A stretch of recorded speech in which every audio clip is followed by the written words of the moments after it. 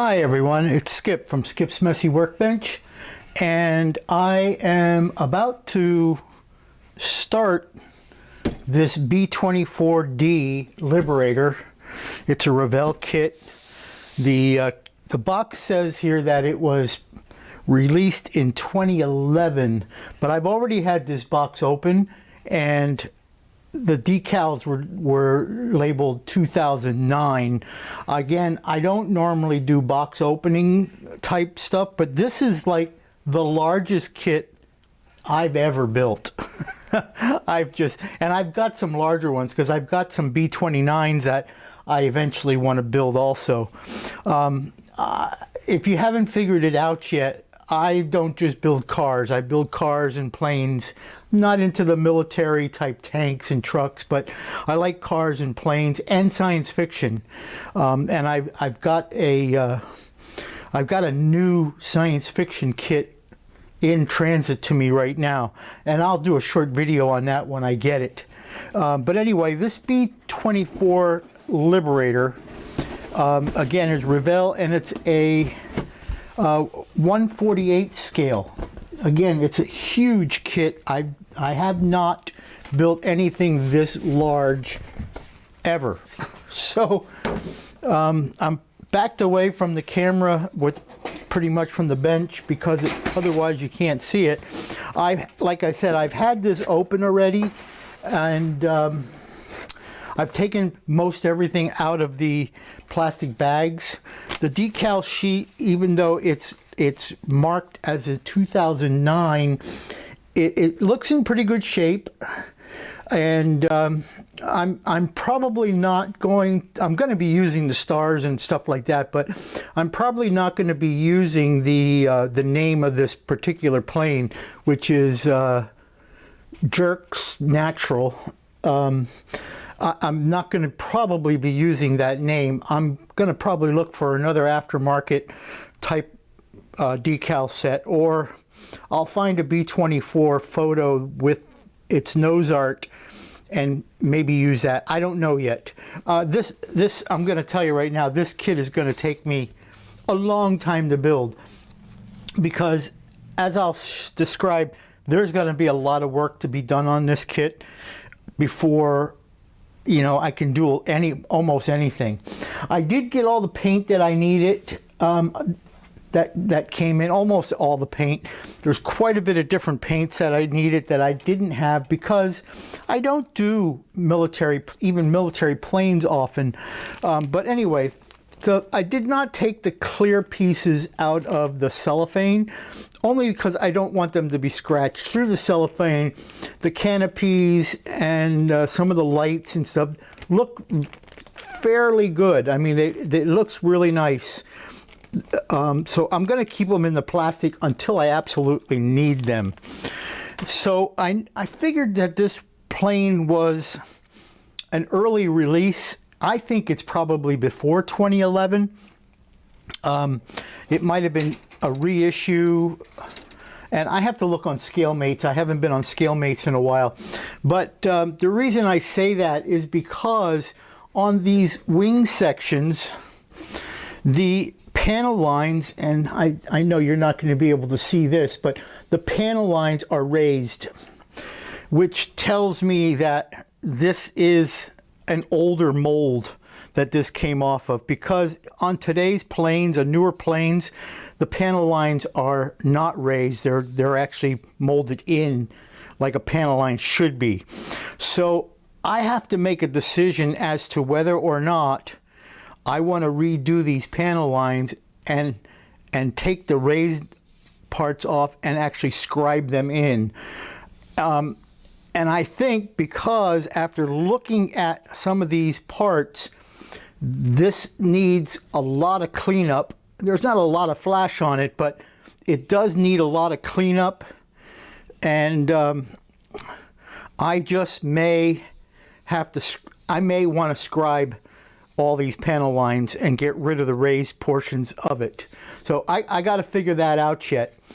I had thought about, and I had mentioned this in a video somewhere along the line, I had thought about cutting the flaps and the ailerons out And to make them actually work, I still am considering that. However, when I look at the wings themselves, I don't know that there's going to be a lot of room to put the servo mechanisms that would drive these flaps in a way that it would work well. So I'll cross that bridge when I get there. Like I said, there's a lot to do to this before I can even start to think about that. So this looks like it's the port side of the plane. Yes, it looks like it's the port side of the plane. And the other side is here. This should be the starboard side. And again, a lot of cleanup on it. There are quite a few figures with this kit because there's also a ground, some stuff for the ground crew. So these aren't just pilot and co-pilots and stuff like that. This is part of the ground crew also. But again, a lot of cleanup, a lot of work, raised panel lines. So again, a lot of work on this to do. So we'll get to that. And then the body, or the fuselage halves. This is where I really noticed that it needs quite a bit of work. Again, raised panel lines. The bomb bay opening here is broken, but that's okay. That's an easy fix to do. And even if it was broken all the way off, it's still an easy fix to do. But when I had tried to put these together, just dry fitting, I noticed that they don't actually fit well. And so I'm going to have a lot of work to get the fuselage halves to sit well and play well together. Again, it's going to be, I can tell it's going to be a fun kit to build. There's quite a bit of detail even inside the fuselage. So you know, I got my work cut out, but it's going to be a fun build. I can tell. I can feel it that it's going to be a fun build. The other parts, there are other parts of this stuff. Some of these are just panels that, or these like are the bomb doors. Not quite sure. This looks like it's one of the rear tails because this has a stabilizer flap on it. And yeah, this must be one half. Sorry if I'm off camera. These must be the tails. The tail wings, another bomb board. These are the engine fronts. And so there's a lot here. A lot of detail.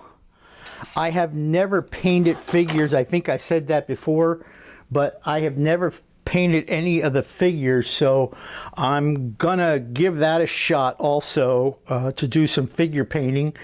And so we'll see how that goes. I see there's some arms here and some legs, so it'll be interesting, something new for me at least. There is then the wheels and the props and the bombs, some of the bombs that are stored in the bomb bays naturally. So again, we're a lot of work. I see a lot of flash on this stuff, which is probably not visible on camera, but there's a lot of flash here, and there's again a lot of cleanup. Some of the guns and even the steering yokes need some work to them. And then there's a ground. There's a ground tractor. You see the tracks. I think that's the floor bed for it, but there's a ground tractor for actually moving this thing around. The instructions for it are really pretty good, and I always make a copy of the instructions to work off of, and then these are the actually ones that came with it, so that I can mark these up and always have a backup copy of it. The instructions are laid out well from what I can see so far, and especially since I've never painted figures before, so there are quite a few steps, quite a few instructions, so we'll get there. And like I said, it'll be a fun project. I'm actually looking forward to it. So I'm almost done with the research as far as how do I actually want to do this. Do I want to make this a like an aluminum outer finish, or do I want to make it the green, or do I want to make it camouflage?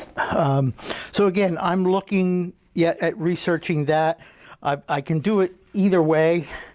So again, I'll be keeping you informed on that. Again, this is going to be a fairly long build. I don't expect to have this done or even the next update in quite a while. I went to the air show this past weekend. It's the World War II air show this past weekend in Reading, Pennsylvania. It's at the Mid-Atlantic Air Museum. Every year they have a World War II show where they have I'm trying to figure out how to get this back in the box while I'm talking to you. Where they have World War II vintage planes and bombers and a lot of reenactments of ground activities. They have USO shows. It's a really nice weekend. I only went for one day. You really should have two to get through the whole thing. I shot a bunch of video there. They're short little clips of various things, which I am working on, and I will be posting those sometime in the next couple of weeks, or maybe even sooner than that. This is June the 15th, I believe, in 2023. So if you're watching this like at the end of June of 2023, you might want to check my channel, actually my channels, because I have two YouTube channels, and they might be there already if you're watching this after the end of June of 2023. But it was a great day. It was cloudy, but it was very bright. So some of my aerial shots I did blind because the LCD screen that's on my camera was washed out. So I just kind of pointed the camera and was hoping for the best. And I had some oops, but for the most part, I got what I was looking for. The B-29, Fifi was there, as she's always there. She's been there every year for the last 10 years or so. Was there, and they were giving rides and flying Fifi. Doc, which is the other B-29 that is flyable. There's only two left. There's only two B-29s that are still flight worthy. It's Fifi and Doc. Doc was not there again this year. He was there, or she was there in 2018, and I got to go inside of Doc. And within that cluster of videos that I'll be posting, there's probably going to be 10, 11, or 12 of those videos, and they're short, 10 minutes or so each. I have some photos of the inside of Fifi, not of Fifi, but of Doc.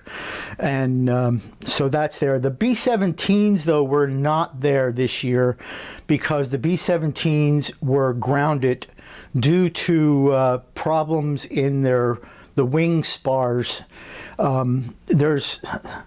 There's some, when you get to those videos, when I post those videos, I have some web links there if you're interested into why they were grounded. So normally, though, the Memphis Belle is there, and there's another one that normally shows up for the B-17s. There was supposed to be a B-24 Liberator on the site, but I did not see her. So maybe she was there only on Sunday. Maybe she was there on Friday. I was there on a Saturday. I did not see the Liberator, and I really wanted to see her since I was building this Liberator. But again, it's okay. It's okay. So anyway, this is my project. I actually may be doing some other projects along with this one, just to give me a break from this. I have a bunch of like 29s and 30s and 31 Model A's. Some are die cast, and I've never done a die cast model before. Some of those, so I may flip back and forth. So like again, this particular B-24 is, I think, probably going to take me several months, if not a year or so, to really get to the point where it's done. But I'll do some update videos as I go. So anyway, that's about it for now. And keep watching. If you like what you're seeing, give that old thumbs up. Give it a like. And if you're not subscribed, please hit the subscribe button. I don't post a lot of videos, especially during the summer months, because I love being outdoors, and when it's nice out, I'm outside, and so either hiking or taking the dog or doing whatever, even if I'm just working in the yard, I just love being outside. So I don't do a whole lot in the shop. It's just today it's kind of humid out there. It's bright and sunny, but it's humid. So I thought, you know what, today's a good day to start looking at this B-24. So again, give me a like, give me a subscribe. I love the comments if you have any. I try to respond to anybody who does respond to me or does comment on, and if for any reason I wouldn't reply to you, don't take it personally, please. It's just that I didn't see it or I just wasn't online. So again, hey, thanks a lot. I'm rambling on as I do, and I will see you in the next video. Bye.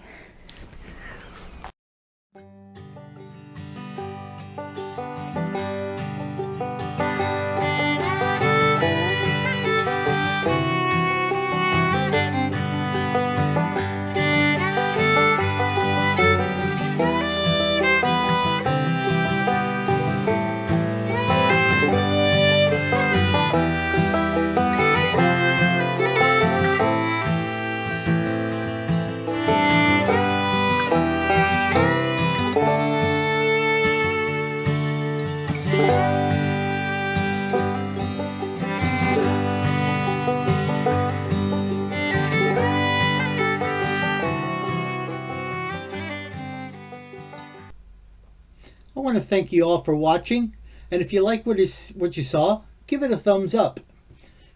If you don't like it, you can give it a thumbs down, but you know, I would prefer a thumbs up.